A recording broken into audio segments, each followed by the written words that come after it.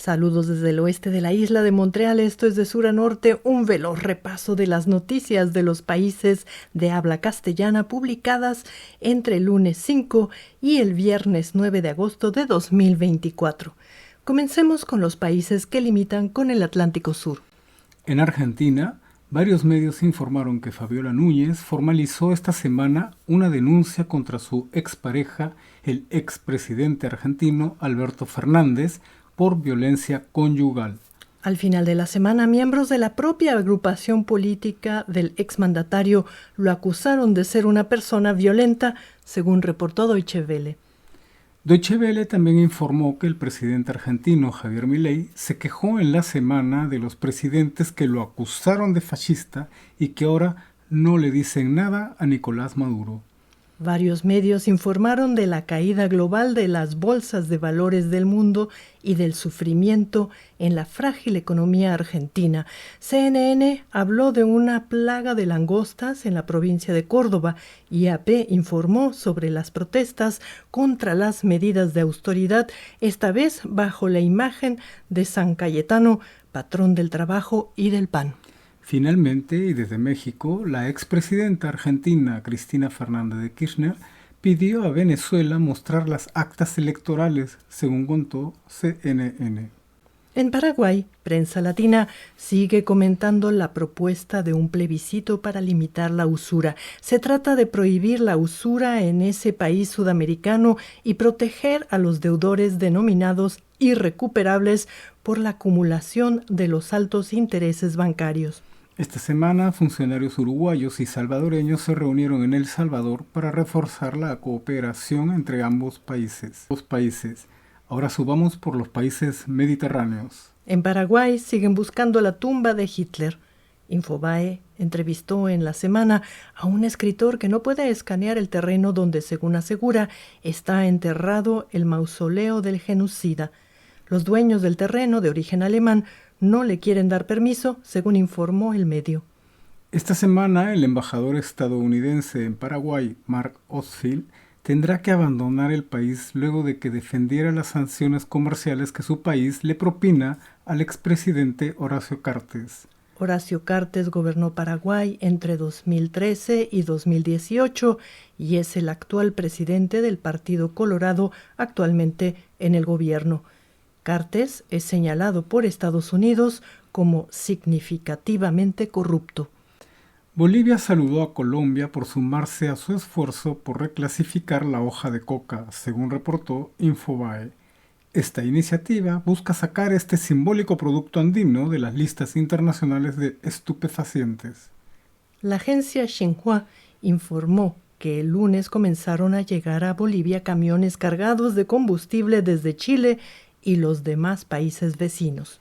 En Bolivia, AP recordó en la semana que agosto es el mes de la Pachamama, el mes de la Madre Tierra en la región altiplánica de los Andes.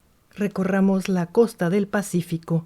En Chile, el presidente Gabriel Boric se mostró inquebrantable ante los medios e insistió que su gobierno no reconocerá el resultado del Consejo Nacional Electoral venezolano.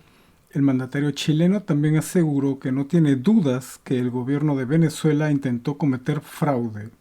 Esta semana, Boric recibió la visita del presidente brasileño Luis Inácio Lula da Silva para conversar al respecto de la situación en Venezuela. En otro tema, Chile sufrió problemas en el suministro de energía eléctrica durante la semana y el presidente Gabriel Boric lanzó un ultimátum para restablecer el servicio a Enel, la empresa concesionaria de la distribución eléctrica en Chile y administrada por capitales italianos.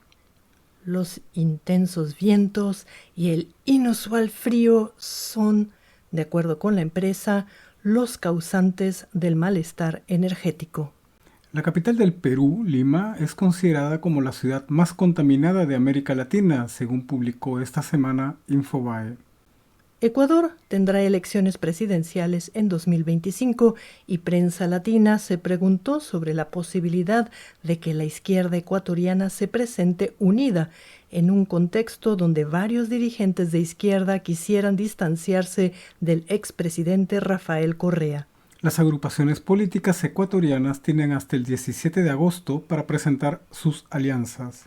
Varios medios informaron que comenzó el juicio contra Javier Córdoba, un exministro del gobierno de Rafael Correa entre 2007 y 2017 y funcionario del expresidente Lenín Moreno entre 2017 y 2021. Lo acusan de enriquecimiento ilícito y tiene una orden de captura internacional.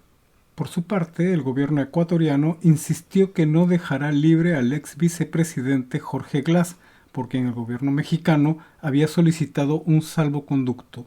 Esta semana también comenzó un juicio, esta vez político, en el Congreso contra 4 ministros acusados de estar coludidos con la empresa inmobiliaria de Lavinia Balbonesi, esposa del presidente ecuatoriano, para obtener permisos de construcción en una zona protegida, según explicó Deutsche Welle. Finalmente, la vicepresidenta de Ecuador, Verónica Abad, declaró ante el Congreso que teme por su vida y acusó al presidente Daniel Noboa de violencia política. Y llegamos al norte amazónico.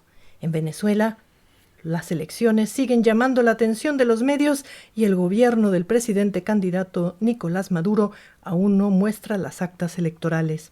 En la semana, el fiscal general Tarek William Saab indicó que su despacho inició una investigación criminal contra María Corina Machado y Edmundo González Urrutia por presuntamente instigar a la insurrección y sugirió que las actas mostradas por la oposición son fraudulentas, según indicaron varios medios. El miércoles, AP confirmó que los gobiernos de Brasil, Colombia y México están en comunicación con el entorno de Nicolás Maduro y de la oposición. En Colombia, el presidente Gustavo Petro autorizó iniciar el diálogo con el cártel denominado Clan del Golfo, el más grande del país, según informó Deutsche Welle. Deutsche Welle también especificó que el Clan del Golfo se denomina Autodefensas Gaitanistas de Colombia y se considera una guerrilla cuyas actividades incluirían la minería ilegal, el narcotráfico y el tráfico de migrantes.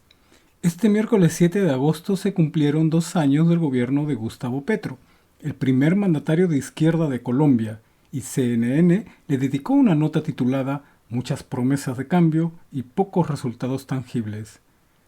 En su análisis, CNN menciona las dificultades que atraviesa este gobierno a la hora de negociar sus propuestas con los representantes de la oposición en el Congreso. Ahora pasemos por Centroamérica y el Caribe.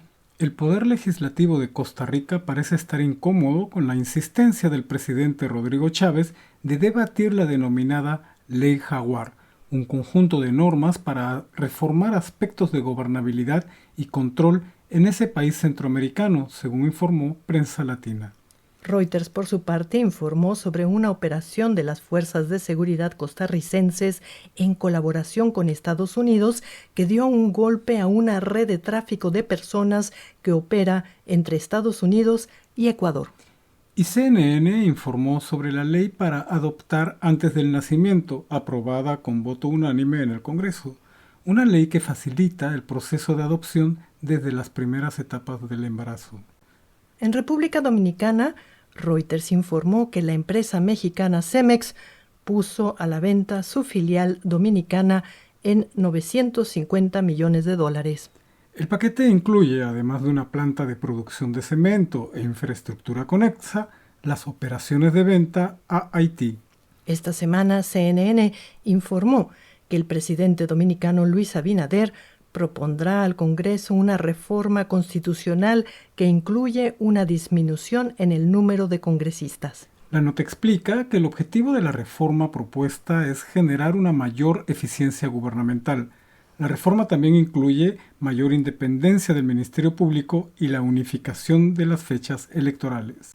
El representante permanente de Nicaragua ante la ONU fue reconocido con el Premio de Derechos Humanos Islámicos, esto por su férrea defensa de la posición palestina en su conflicto con Israel. Esta semana, el gobierno de Nicaragua expulsó del país al embajador brasileño Breno de Souza Brasil Díaz da Costa por no asistir al aniversario de la Revolución Sandinista. Según Deutsche Welle, el presidente brasileño le habría pedido al diplomático no aparecer junto a Ortega en actos públicos. Por su parte, y al final de la semana, el gobierno de Brasil expulsó a Fulvia Castro, la embajadora de Nicaragua, como un acto de reciprocidad, por lo que calificaron como una medida injusta. El Salvador y el Fondo Monetario Internacional están llegando a un acuerdo para fortalecer las finanzas públicas de ese país que, desde el 2021, cuenta con criptomonedas como uso oficial. La nota de Deutsche Welle explica que el gobierno salvadoreño solicita $1.300 millones para sanear sus finanzas. En Guatemala llegó extraditado desde México Luis Rabé, quien fuera presidente del Congreso guatemalteco entre el 2015 y el 2016, y actualmente es acusado de varios actos de corrupción. Y llegamos al norte. El sábado, medios como Infobae y Deutsche Welle informaron que el presidente de México, Andrés Manuel López Obrador, y Claudia Sheinbaum confirmaron que seguirán priorizando la extracción de hidrocarburos en su política energética. CNN, Xinhua, Deutsche Welle y otros medios informaron del ataque que sufrió un periodista que contaba con protección policial. CNN también se enfocó en el problema de extorsiones que sufre el país y Reuters dedicó una nota a la deforestación que causa el aguacate en Michoacán. Otros medios informaron del incendio de un auto Tesla conectado a un diablito, una toma ilegal de corriente eléctrica. Las llamas también acabaron con una casa que estaba al lado. En la semana llamó la atención de diversos medios las dificultades que tuvieron el presidente mexicano Andrés Manuel López Obrador y la secretaria de Seguridad Rosa Isela Rodríguez cuando trataron de teorizar sobre el papel de Estados Unidos en la captura del jefe del cártel de Sinaloa, Ismael El Mayo Zambada. Al final de la semana, el gobierno de México invitó al presidente ruso Vladimir Putin a la toma de mando de Claudia Sheinbaum. Reuters, entre otros medios, recordó que la Corte Penal Internacional mantiene vigente una orden de captura contra Putin. Nicolás Maduro también estaría en la lista de invitados, según varios medios. En Estados Unidos suspendieron un programa humanitario que beneficiaba a migrantes de Cuba, Haití, Nicaragua y Venezuela. La agencia Reuters explicó que las autoridades están revisando unos cuantos casos de fraude y ajustando parámetros de aceptabilidad en el programa. Y finalizamos con el dato de la semana. Cada año Chile y Costa Rica invierten alrededor de $4.800 y $4.600 por cada persona que termina su educación primaria y secundaria, y con esto se ubican a la cabeza de América Latina, según datos del Banco Interamericano de Desarrollo. Argentina y Uruguay siguen en la lista con un gasto por alumno de $3.500 anuales. En todo caso, América Latina se encuentra muy por debajo de los $9.200 que invierten en promedio los países desarrollados. Países como Perú, con tan solo $1.600, o Guatemala, con $840, figuran entre los últimos lugares en la lista de lo que invierten los países por estudiante.